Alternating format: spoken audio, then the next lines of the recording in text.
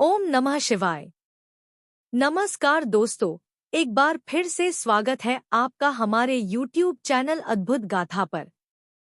दोस्तों, क्या आपको पता है गोमाता ने समस्त स्त्रियों को ऐसा कौन सा श्राप दिया था जिसकी वजह से आज तक समस्त नारी जाति को वह श्राप भोगना पड़ रहा है? दोस्तों, एक समय की बात है जब भगवान श्री कृष्ण अपनी द्वारिका में थे। तब उनके पास देव ऋषि नारद मुनि आए और कहने लगे, हे प्रभु, मैं आज मृत्यु लोक में भ्रमण कर रहा था। तभी एक स्त्री ने पूछा कि पहले स्त्रियों के बच्चे होते थे तो वह पैदा होते ही चलने लगते थे, परंतु अब ऐसा नहीं है, यह क्यों? प्रभु, मुझे इस प्रश्न का उत्तर नहीं पाता था, इसलिए मैं आपके पास आया हूँ। कृपया मुझे इस प्रश्न का उत्तर दीजिए। तब श्री कृष्ण ने कहा, है मुनि श्रेष्ठ, आपका प्रश्न उचित है। यदि आप जानना चाहते हो तो ठीक है, मैं आपको एक कथा सुनाता हूँ। इस कथा के माध्यम से आपको पता चल जाएगा कि किस वजह से अब स्त्रियों का बच्चा पैदा होते ही चल नहीं पाता है। तब देवऋषि नारद कहते हैं कि प्रभु, मैं इस कथा को पूरा ध्यान चित्त सुनाऊंगा, आप कथा कहिए। तब श्री कृष्ण कथा कहना आरंभ करते हैं। एक नगर में एक रामचंद नाम कर व्यक्ति रहता था। रामचंद एक स्वार्थी व्यक्ति था। रामचंद के पास में एक गाय थी। वह गाय दूध देती थी और रामचंद उस गाय को हरा भरा चारा खिलाकर उसका दूध निकाल करके उस दूध का बिक्री किया करता था। रामचंद गाय का दूध खुद भी पीता था और अपने परिवार वालों को भी पिलाता था। गाय के दूध की वजह से ही रामचंद अपने घर की दिनचर्या चलाता था। रामचंद का समय इसी तरह से व्यतीत हो रहा था। कुछ दिनों के बाद एक समय ऐसा आया कि जब रामचंद को गाय ने दूध देना बंद कर दिया। जैसे ही गाय ने दूध देना बंद कर दिया तो इधर रामचंद ने उस गाय को चारा डालना बंद कर दिया। और एक दिन ऐसा आ गया कि उस दिन रामचंद ने गाय को बहुत मारा पीटा और उसने उस गाय को घर से ले जाकर जंगल में छोड़ दिया।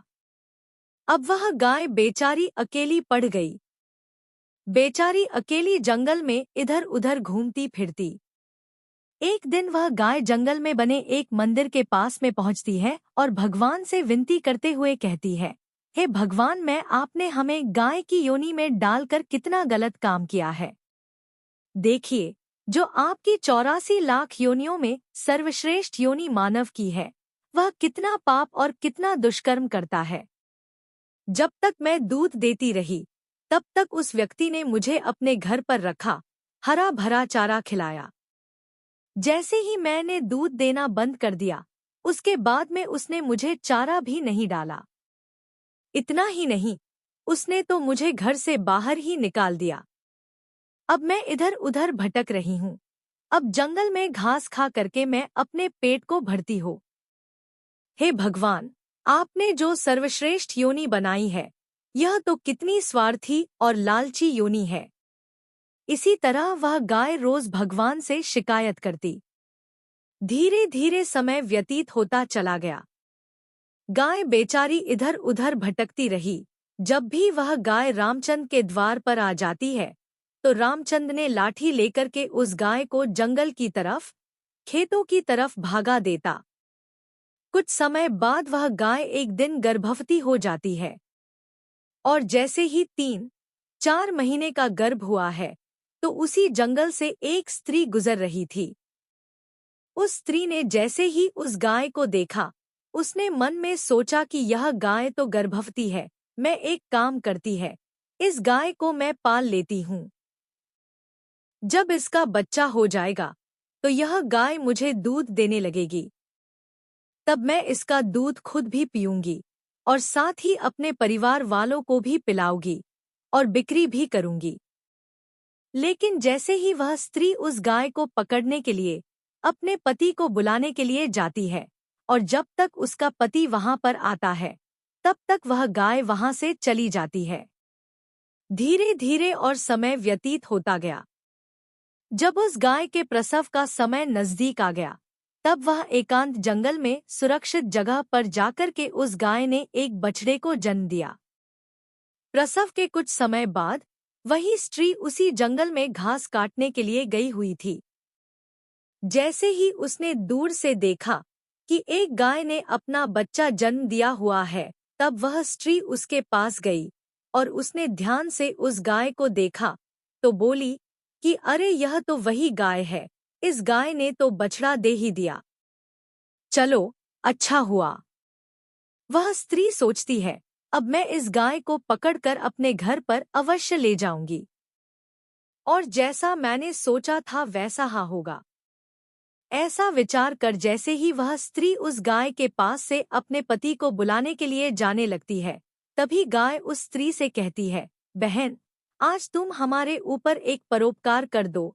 यह मेरा जो बच्चा है, यह पीछे पड़ा हुआ है, इसे उठाकर कि तुम मेरी गर्दन के ऊपर रख दो। मैं अपने बच्चे को लेकर कि किसी सुरक्षित जगह पर चली जाऊंगी, क्योंकि मेरा बच्चा 8 महीने बाद चलने लायक होगा। लेकिन जैसे ही उस स्त्री ने गाय की बात सुनी तो बहुत बहुत जोर जोर से हंसने लगी और कहने लगी, तुम्हारा बच्चा इतना गंदा है, इतनी गंदगी में पड़ा है, मैं इसे हाथ नहीं लगाऊंगी। उसी समय दुखी होकर कि गाय ने उस स्त्री को श्राप दे दिया।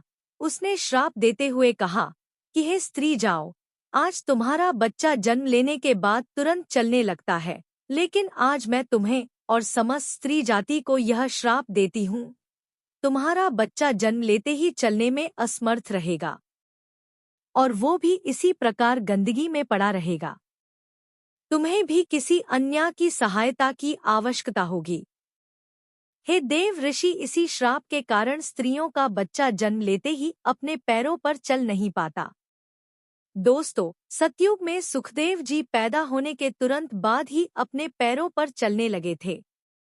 यह बात तो सतयुग की थी, लेकिन कल युग में ऐसा नहीं है। कल युग में बच्चे को अपने पैरों पर चलने के लिए कम से कम 9 से 10 महीने लग जाते। इसका कारण यही है क्योंकि गौ माता ने समस्त स्त्री जाति को यह श्राप दे दिया था।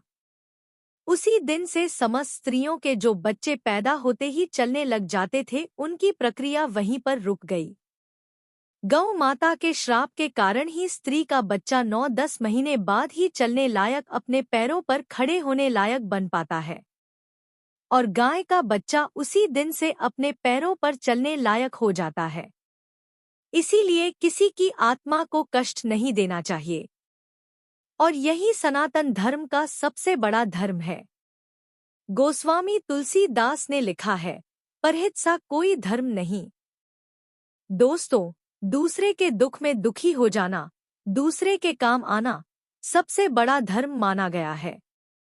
तो इसलिए हमें असहाय पशुओं की, पक्षियों की सहायता करनी चाहिए। तो दोस्तों, यह थी गौ माता के श्राप की कथा। आशा करते हैं आपको आज की वीडियो अत्यंत पसंद आई होगी और ये जानकारी आपके बहुत काम आएगी।